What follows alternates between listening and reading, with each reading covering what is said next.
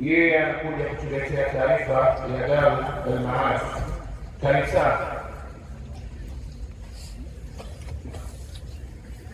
أعوذ بالله من الشيطان الرجيم. بسم الله الرحمن الرحيم. الحمد لله رب العالمين والصلاة والسلام على رسول الله صلى الله عليه وسلم وعلى آله وصحبه وسلم وبعد. Mheshimiwa mgeni rasmi pamoja na Mheshimiwa Mufti na Sheikh Mkuu wa Tanzania, Mheshimiwa Mkuu wa Wilaya, Mkuu wa Baraza la Ulama na wote mliohudhuria, kama ambavyo nimetangulia kutajwa, natambua uwepo wenu, wanawake, wanaume, vijana, watoto pamoja na walimu wa madaris na wageni wote mlioalikwa. Baada ya kumshukuru Mwenyezi Mungu Subhanahu wa Ta'ala, rehma na amani kumtakia kiongozi wa daraja ya Mtume Muhammad sallallahu alaihi wasallam, niwarudishe swala zima la Darul Maarif, chuo ambacho kilianzishwa kutokana na fikra na ubunifu wa Mheshimiwa Mufti na Sheikh Mkuu wa Tanzania Daktari Abubacar Zuberi Bwana mara tu baada ya kuingia katika nafasi ya umufti.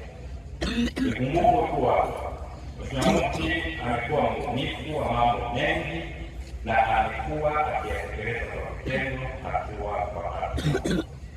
Miongoni mwa ubunifu wa mambo mengi na amekuwa akiyatekeleza kwa vitendo, hatua kwa hatua, miongoni mwake ni kuanzisha kwa BAKWATA Online Academy, ambao kwa sasa wanasoma watu zaidi ya 4,000 wakiwemo viongozi na wajumbe wa BAKWATA na wengine Waislamu na wasiokuwa Waislamu.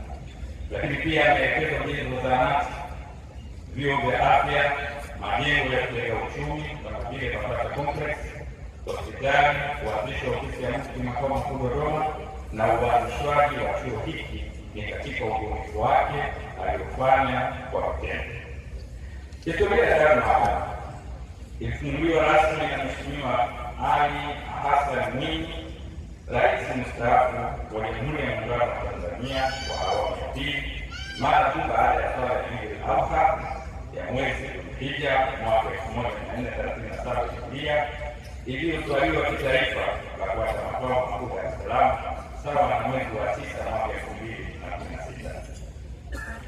Uwepo wa chuo hiki ni baada ya Mheshimiwa Mufti na Sheikh Mkuu wa Tanzania Daktari Abubacar Zuberi Bwana na kuingia madarakani mwaka 2015 akijitahidi kuanzisha na kufanya mambo mengi mbalimbali, ikiwemo kuanzishwa kwa chuo hiki kwa heshima na taadhima na kwa kutaka kupata baraka ya kiongozi wa ngazi ya juu wa serikali ambaye aliongoza taifa la Tanzania kwa miaka 10 na alikuwa alishaongoza Zanzibar kwa muda wa miaka 10 kabla ya kuongoza Jamhuri ya Muungano wa Tanzania.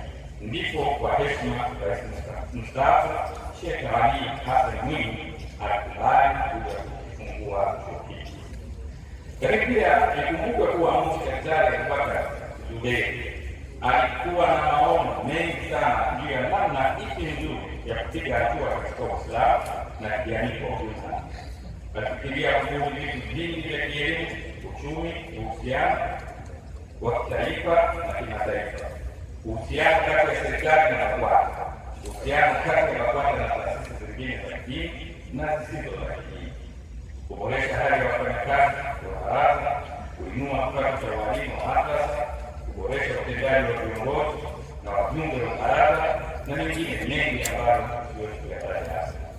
Lakini katika kuyafikia hayo ndipo alipopata fikra ya kuanzisha chuo kwa ajili ya kuandaa vijana kielimu, ili elimu hizo ziwawezeshe kujiajiri wenyewe, kuajiriwa, kuelimisha jamii na pia kuendeleza masomo katika vyuo vikuu na huko kwingineko. Mheshimiwa Mufti alilazimika kufanya utafiti wa kina, sio kwamba alianzisha chuo hiki tu, alifanya utafiti wa kina wa kitaalamu na ili aweze kufanya kazi. Kutokana na utafiti huo, aligundua kwamba msomi yoyote lazima awekewe utaratibu wa kupewa mwongozo wa mara kwa mara. Utafiti huo ulimwekea wazi sababu za umuhimu wa kuwepo kwa chuo au kituo cha kufundisha mambo ya dini na mambo ya kijamii na kumilikiwa na kusimamiwa na BAKWATA wenyewe, jambo ambalo hadi kuwepo tangia Baraza Kuu la Waislamu wa Tanzania kuanzishwa mwaka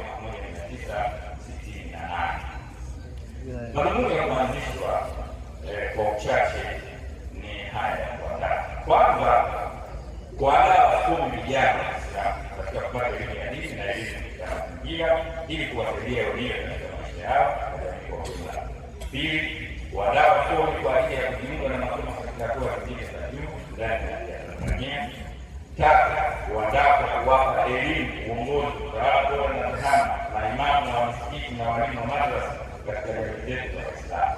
Nne, kuandaa na kuwapa elimu ya dini na kijamii viongozi na wajumbe wanaoongoza katika taasisi mbalimbali za kidini za kijamii kama vile BAKWATA na kwingineko katika fani za utawala bora na uongozi. Tano, kuandaa vijana kwa kuwapa elimu ya kujitegemea na kufanya kazi katika maeneo mbalimbali. Sita, kuendeleza vyuo vilivyokwisha anzishwa katika mikoa kwa kujenga miundombinu bora. Saba, kuanzisha vyuo vipya kama mikoa ambayo bado haijaanzisha. Nane, kuandaa kusimamia mtaala wa aina moja ili utumiwe katika vyuo vyote nchi nzima, mtaala wa masomo ya dini na masomo ya mazingira. Tisa, kuweka mfumo wa teknolojia ya habari na mawasiliano kwa maana ya TEHAMA kwa ajili ya kujifunza katika hali ya sasa. Kumi, wapatia mafunzo maalum walimu wanaofundisha vyuo hivi sasa na kuwaandaa walimu wengine kwa kuwapa mbinu za ufundishaji ili waweze kufundisha dini katika shule za msingi, sekondari na vyuo vya elimu ya juu na serikali na shule ambazo sio za serikali. Mwisho, katika haya niliyoandaa ni kufanya ziara na mafunzo wanavyokuwa na vyuo katika kuongeza njia ya kujifunza. Kuanzishwa kwa chuo cha Dar es Salaam. Dar es Salaam kama inavyoeleza hapo juu ilianzishwa tarehe 29 Septemba mwaka 2016 chini ya usimamizi wake Mheshimiwa Mufti Dr. Abubakar Zuweir. Chuo hiki kilianza kikiwa na wanafunzi 40 wakisomea kwenye madarasa ya shule za sekondari ya Kinondoni. Mheshimiwa Mufti akianzisha hiki chuo ili kiwe ni chuo cha mwanzo kuanzisha vyuo vya aina hii katika kila mkoa, wilaya. Akitoa tamko lake wakati wa ufunguzi anasema chuo hiki kinatakiwa kiwe na hadhi ya kitaifa na kitakuwa na makao makuu yake na kusimamiwa na kuendeshwa na ofisi za Mufti wa Tanzania. Masomo yaliyoanzishwa na kufundishwa mpaka sasa ni masomo ya dini ya Kiislamu na masomo ya kimazingira kadiri siku mwaka unavyoelekea. Sasa ni hali ya chuo katika mkoa ambapo yamefunguliwa mtaala. Nitasoma kwa muhtasari. Uratibu ulioko kwa sasa, chuo kina matawi katika maeneo mbalimbali, nayo ni kama yafuatavyo. Kuna tawi Kilimanjaro ambao ni Moshi pamoja na Kilimanjaro Same, Mbeya, Simiyu, Geita, Mbeya, Katavi. Katavi liko Mpanda pamoja na Milele Inyonga. Rukwa iko Sumbawanga, Mwanza iko Kwimba pamoja na Nyamagana na Nyamagana Yaya. Tabora iko Igunga, Kagera iko Bukoba Manispaa. Singida ndio inaanzishwa mwaka huu ambayo iko Singida Manispaa. Njombe iko mjini na Mara iko Msoma. Kwa kuimarisha matawi haya, katika kuimarisha matawi haya kwa katika mwaka 2025 chuo kiliazimia kupeleka walimu 8 katika mkoa na lengo kuwapeleka walimu hawa pamoja na kwamba ni kuimarisha vituo hivyo, lakini kuwapa uzoefu na nafasi za kazi wanafunzi waliohitimu masomo yao katika vyuo hivi lakini na nje ya nchi. Walitumwa wanafunzi walimu 8 katika mkoa 8. Mkoa wa Singida akapelekwa mwalimu alipokelewa na kuhudumiwa. Tunashukuru viongozi wa wakati huo waliokuwepo kueleza nazo pamoja na Muna. Njombe mwalimu alipokelewa na kuhudumiwa. Simiyu mwalimu alipokelewa na kuhudumiwa. Morogoro alifundishwa. Iringa akapata nafasi ya kufundishwa. Ruvuma alifundishwa. Shinyanga alifundishwa. Songwe alifundishwa. Pongezi kwa mikoa hii hapa chini. na hii nitakuomba Mheshimiwa Mufti imsimamishe Shehe wa mkoa wa Kilimanjaro ambaye kwa miaka mingi mfululizo amekuwa akimlipia mwalimu kwa kuomba yeye mwenyewe hapo. Naomba tukuelewa usimame kwa kuomba kwa kazi kwa umefanya. Huyo ametaka walimu na anawalea mwenyewe ni kwa miaka 4 mfululizo. Lakini mkoa wa Katavi Shehe Kurukuru huyo mpaka amehitimisha kijana tunaye kama mwalimu Shehe Mashaka Kurukuru na wilaya ya Kilindi Tanga miaka 2 waliomba walimu Kilindi Shehe wa wilaya huyo hapo, na mkoa Chamwino Dodoma Chamwino, lakini katika wilaya ya Chamwino. Kwa hiyo hawa wamejitahidi kufanya kazi hiyo na waliomba wenye walimu na wameendelea kuwahudumia na waliomba. Muda wa chuo utakie kianzishwe sasa ni miaka 10 toka Mheshimiwa Mufti asishiriki, ambapo sasa wahitimu wa kwanza walihitimu mwaka 2021 na wahitimu wa pili walihitimu mwaka 2022 na mahafali ya tatu ilikuwa 2023, mahafali ya 4 ilikuwa 2024, mahafali ya 5 ilikuwa 2025 na mahafali ya 6 ndio hii 2026 1448 Hijiria. Hapa katika miaka hii tulipata bahati ya wanafunzi ambao wa muhtasari na wanafunzi ambao wamekwenda nje kwa ajili ya masomo. Naomba hapa jedwali hili nieleze kwamba waliokwenda nje jumla 64 na wanafunzi ambao wameshajiunga katika vyuo mkoani pamoja na makao makuu ni jumla ya 1430, lakini wengine baada ya kuhitimu na wengine wako kwenye mashule na wengine wako nje ya nchi kama nilivyosema 64. Kwa wanafunzi walioko katika masalia yetu na hapa makao makuu jumla ni 1071, wote wako madarasani na wanasoma. Kwa maana hiyo mpaka sasa hivi tunazungumza, mwaka huu tumepata bahati, Mufti ametoa taarifa kutoka katika chuo cha Darul ambao kiko South Africa kitachukua wanafunzi 5 scholarship, na chuo kingine kiko hapo South Africa kitachukua watu 5 na wengine 5 watakwenda Misri kwa ajili ya masomo ya nje katika chuo cha Al-Azhar. Kwa hiyo hayo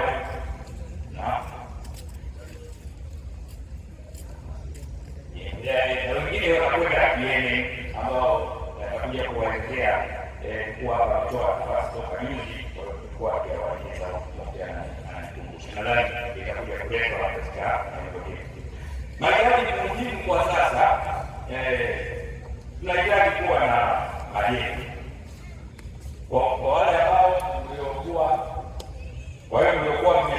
mmezunguka. Tunashukuru tumepata majengo pale na bado tuko katika ghorofa ya kwanza, tupata basement floor na sasa na ghorofa moja, na tunahitaji kuendelea na ghorofa ya pili na ya 3 na ya 4 na ya 5. Kwa kila ghorofa itakuwa ni milioni 250,339,870 kwa kila ghorofa.